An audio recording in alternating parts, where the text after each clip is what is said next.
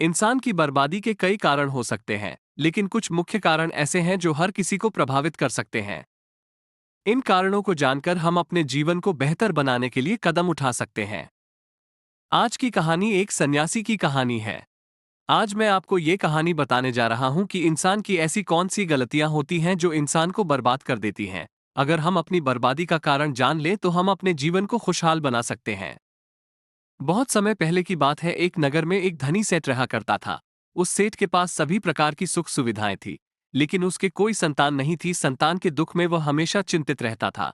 फिर एक दिन उसे पता चला कि उसकी पत्नी गर्भवती है और वह अपनी पत्नी का बहुत ख्याल रखता था। इसलिए एक दिन उसके घर एक बेटे का जन्म हुआ। पुत्र जन्म से सेठ बहुत खुश हुआ। कोई कसर नहीं छोड़ी, उसका बेटा देखते ही देखते बड़ा हो गया। तब सेठ ने अपने बेटे को गुरुकुल भेजने का फैसला किया, ताकि वो पढ़ लिखकर विद्वान बन सके। ज्ञान प्राप्त करने हेतु गुरुकुल भेज दिया था। गुरुकुल में वो बच्चा अच्छे से पढ़ाई करता था और अपने गुरु की सभी आज्ञाओं का पालन करता था। ऐसे में वो बच्चा धीरे धीरे वहां का सबसे होनहार छात्र बन गया। गुरुकुल में बालक ने सभी वेद, पुराण और शास्त्रों का अध्ययन किया और एक महान विद्वान बन गया। लेकिन कहते हैं ना कि समय कब बदल जाएगा ये कोई नहीं जानता। ऐसे ही एक दिन किसी प्राकृतिक आपदा के कारण उसके माता पिता की मृत्यु हो गई, और जब उसके माता पिता की मृत्यु हुई तो बच्चे की शिक्षा पूरी नहीं हुई थी। और जब बच्चे ने खबर सुनी कि उसके माता पिता अब इस दुनिया में नहीं है और उसका सब कुछ बर्बाद हो गया है, तो लड़का इस सांसारिक मोह में हो गया। इसके बाद लड़के ने कहा कि गुरुकुल से अपनी शिक्षा पूरी करने के बाद वह अपना पूरा जीवन लोगों की भलाई में बिताएगा। फिर जब बालक की शिक्षा पूरी हुई तो उसके बाद बालक साधु बन गया और वह सांसारिक चीजों से दूर हिमालय के जंगल में चला गया। अध्यापन को विश्राम देते हुए समय के साथ उनके सन्यासी की चर्चा चारों ओर होने लगी और दूर दूर से लोग उनके पास शिक्षा लेने के लिए आने लगे, और बहुत से लोग अपनी समस्याओं का समाधान पाने के लिए भी उनके पास आने लगे। वो समस्याओं का समाधान बड़ी आसानी से कर देता था, जिससे वो पूरे राज्य में प्रसिद्ध हो गया। परंतु जिस नगर में वह रहता था, वहां का राजा क्रूर व्यक्ति था। जब राजा को तपस्वी के बारे में पता चला तो उन्होंने तपस्वी से मिलने का फैसला किया। अगली सुबह राजा तपस्वी से मिलने के लिए अपने महल से निकल गया और फिर वो उसकी कुटिया की ओर गया, और वहां पहुंचकर राजा ने जब उसे साधु के रूप में देखा तो वो उसे देखता ही रह गया। उसके चेहरे पर एक अलग ही तेज था। जब वो साधु के पास पहुंचा तो उसे असीम शांति का अनुभव हुआ। साधु को प्रणाम किया और उसके पास बैठ गया और उससे बातें करने लगा। वो राजा पहली ही मुलाकात में साधु के व्यक्तित्व से इतना प्रभावित हुआ कि उसी समय से उसने अच्छाई के रास्ते पर चलने का फैसला कर लिया। और मैं सोचने लगा कि इतनी सी मुलाकात में ये साधु मुझे इतना बदल सकता है, तो ऐसा हमेशा रहेगा। यदि तुम मेरे साथ रहोगे तो मेरा जीवन बदल जाएगा। और यह सोचकर राजा साधु से अपने महल में चलने का अनुरोध करने लगा। राजा का आग्रह सुनकर सन्यासी माना नहीं कर पाया और वो राजमहल चलने को तैयार हो गए। तब राजा सन्यासी को महल की ओर ले गए। महल पहुंचकर राजा ने साधु की बहुत खातिरदारी की और उसके बाद राजा ने साधु को एक दाहिने कमरे में भोजन कराया। भोजन के समय साधु ने राजा को धन्यवाद दिया और राजा से जाने की अनुमति मांगी। ये सुनकर राजा ने कहा कि आप हमारे बाग में जब तक चाहे तब तक रह सकते हैं। आपको यहाँ किसी भी प्रकार की असुविधा नहीं होगी, और आप यहाँ रहेंगे तो हमारे लोगों को भी अच्छा लगेगा और हमें भी अच्छा लगेगा। ये सुनकर साधु ने राजा का प्रस्ताव स्वीकार कर लिया। राजा के आदेशानुसार सेवकों ने एक सुंदर कुटिया बनाई। उसके बाद साधु उसी कुटिया में रहने लगा। राजा ने उनकी बहुत सेवा की, लेकिन कई वर्षों के बाद राजा और रानी को किसी जरूरी काम से दूसरे राज्य में जाना पड़ा। लेकिन उन्होंने साधु की सेवा के लिए एक सेवादार नियुक्त कर दिया। लेकिन राजा के जाने के बाद वो सेवादार बीमार पड़ गया और अपने घर चले गए और कभी लौटकर वापस नहीं आया। तो तपस्वी को गुस्सा आ गया और उसने राजा को खूब खरी खोटी सुनाई और राजा से कहा कि जो जिम्मेदारी आप पूरी नहीं कर सकते, वो जिम्मेदारी आप क्यों लेते हो। तब राजा ने तपस्वी से पूछा और कहा कि सन्यासी, क्या मुझसे कोई गलती हो गई है? तो इसके लिए मैं आपसे क्षमा मांगता हूँ। कृपया मुझे क्षमा करें और अपना क्रोध शांत करें और बताएं कि क्या हुआ था। ये सुनकर साधु ने उससे कहा कि तुम्हारे जाने के बाद मुझे यहाँ किसी ने भोजन नहीं दिया और मुझे कई दिनों तक कष्ट सहना पड़ा। यहाँ आकर मैं भूखा रहा और किसी ने मुझसे मेरा हाल भी नहीं पूछा। ये सुनकर राजा ने तपस्वी से माफी मांगी और कहा कि आज के बाद ऐसी गलती नहीं होगी। फिर कुछ देर बाद मामला शांत हुआ। जब राजा और तपस्वी के बीच बातचीत चल रही थी, रानी भी छुपकर सुन रही थी यह सारी बातचीत। उसके बाद राजा ने उसे तपस्वी से शिकायत का मौका नहीं दिया और उसकी खूब सेवा की। लेकिन कुछ दिनों के बाद राजा को किसी जरूरी काम से अपने राज्य से बाहर जाना पड़ा। लेकिन इस बार राजा ने राज्य से बाहर जाने से पहले अपनी रानी से कहा कि जब तक मैं न आऊं तब तक तुम स्वयं ही उस तपस्वी की देखभाल करोगी। ये सुनकर रानी बोली, हाँ महाराज, आप अवश्य जाइए, मैं सन्यासी महाराज की अच्छी देखभाल करूंगी। बाद में रानी प्रतिदिन भोजन बनाकर सन्यासी महाराज के पास भेजती थी। लेकिन एक दिन रानी स्नान करने चली गई और साधु को भोजन देना भूल गई। भोजन क्यों नहीं आया? इसके बाद साधु ने सोचा कि वो स्वयं महल में जाकर देखेगा कि अब तक भोजन क्यों नहीं आया, और फिर वो महल में पहुंच गया।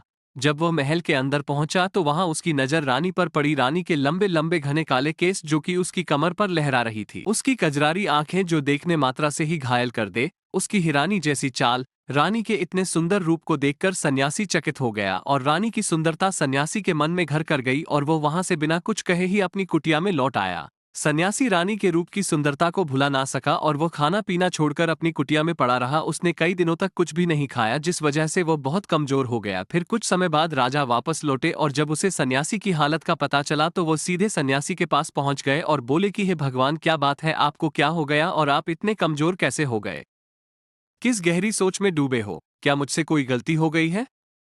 तब साधु ने कहा, नहीं राजन, आपने कोई गलती नहीं की है। ये सुनकर राजा बोले, तो फिर क्या बात है, आप मुझे बताएं, मैं आपकी समस्या का समाधान अवश्य करूंगा।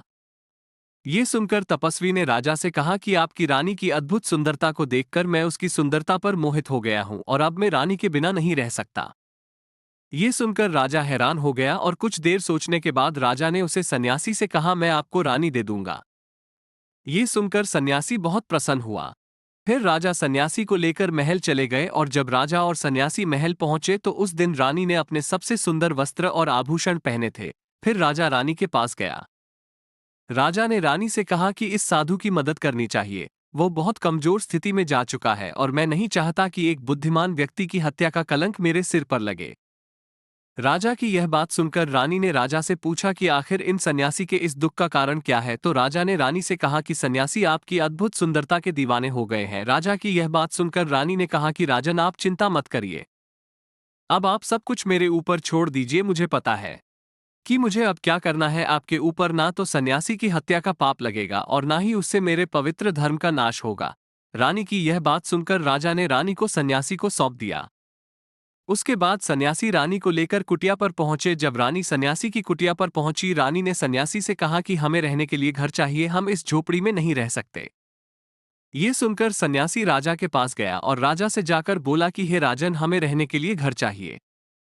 सन्यासी की बात सुनकर राजा ने उनके लिए घर का प्रबंध कर दिया। फिर सन्यासी रानी को लेकर घर पहुंचा। जब रानी सन्यासी के साथ उसके घर पर पहुंची तो रानी ने सन्यासी से कहा कि यह घर तो बहुत गंदा है और इसकी हालत बहुत खराब है, मैं इस घर में नहीं रह सकती।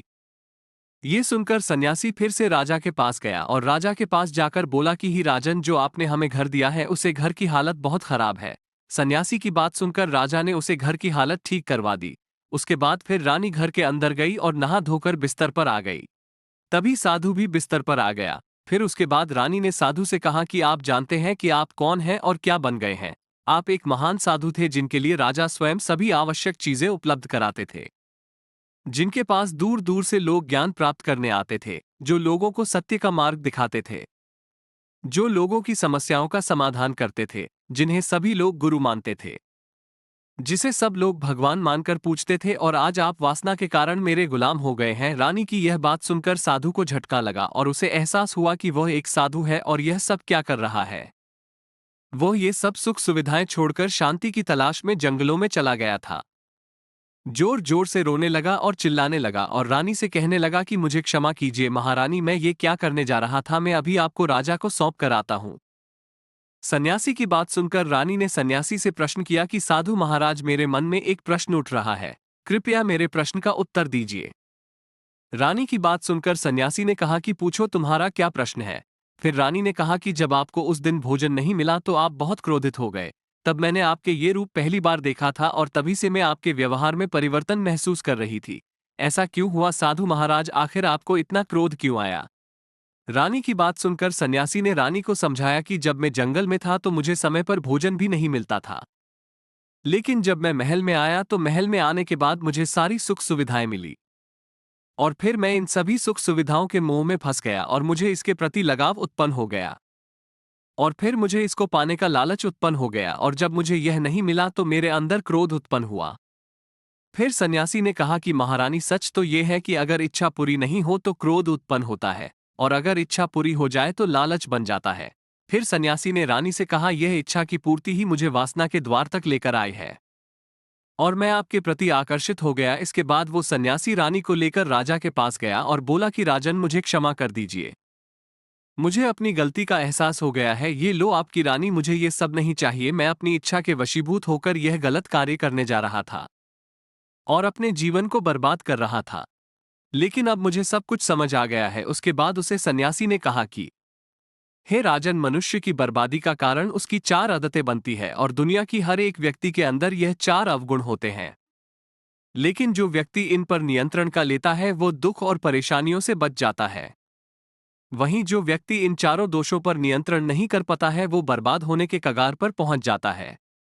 ये सुनकर राजा ने कहा कि महाराज, आप मुझे वो 4 आदतें बताइए जिससे कि मनुष्य की बर्बादी हो जाती है। फिर सन्यासी ने राजा को मनुष्य को बर्बाद करने वाली आदतों के बारे में बताया कि हे राजन, मनुष्य को बर्बाद करने वाली पहली आदत है इच्छा, क्योंकि इच्छा ही दुनिया की हर एक व्यक्ति के अंदर सबसे पहला अवगुण होता है। और जो व्यक्ति अपनी इच्छाओं को नियंत्रण में नहीं रख पाता है वो जीवन के किसी भी क्षेत्र में सफल नहीं हो पाता है, क्योंकि जैसे ही उसकी एक इच्छा पूरी होती है वो दूसरी की ओर बढ़ाने लगता है, और दूसरी पूरी होती है तो तीसरी इच्छा उसके मन में जागृत हो जाती है, और फिर ऐसे करते करते इच्छाओं पर नियंत्रण ना होने के कारण इसी जाल में उलझा रहता है और दुखी रहता है। इसीलिए राजन, जब हम इच्छाओं पर नियंत्रण पा लेते हैं तो हम हमारे मन पर भी नियंत्रण पा लेते हैं, और जब हमारा मन हमारे बस में होता है तो हमें सुखी प्राप्ति होती है। फिर जो हम चाहते हैं वही हमारे साथ होता है। फिर सन्यासी कहता है कि हे राजन, मनुष्य को बर्बाद करने वाली दूसरी आदत है वासना। वासना का जन्म हमारे मन में उठने वाली इच्छाओं से होता है। जिस प्रकार इच्छा का कोई अंत नहीं होता और मनुष्य वासना के जाल में फंसता ही चला जाता है, वासना के वशीभूत होकर मनुष्यों को कुछ भी नजर नहीं आता है। आज तक जितनी भी लड़ाइयां हुई है उनका सबसे बड़ा कारण स्त्री को पाने की इच्छा ही रही है। स्त्री के प्रेम में वशीभूत होकर राजा महाराजाओं ने आज से पहले बहुत सारे युद्ध किए हैं। रावण भी संसार का सबसे बुद्धिमान व्यक्ति था, लेकिन उसने भी माता सीता की सुंदरता की जाल में फंसकर अपना सब कुछ बर्बाद कर लिया। उसकी मृत्यु का कारण एक स्त्री ही बनी थी। कई राजा महाराजा तो युद्ध में इसलिए हार गए क्योंकि वो लोग स्त्रियों से रासलीला रचने में ही रह गए। ईश्वर ने तो स्त्री की उत्पत्ति इस संसार को बढ़ाने के लिए की है, लेकिन आजकल लोगों ने इसे अपनी वासना का शिकार बना लिया है, अपने मनोरंजन का साधन समझने लगे हैं, और जब उन्हें अपना यह मनोरंजन नहीं मिलता तो वो पागल हो जाते हैं और ना जाने क्या क्या कर बैठते हैं। इसीलिए हे राजन, जितना हो सके उतना वासना से दूर रहना चाहिए।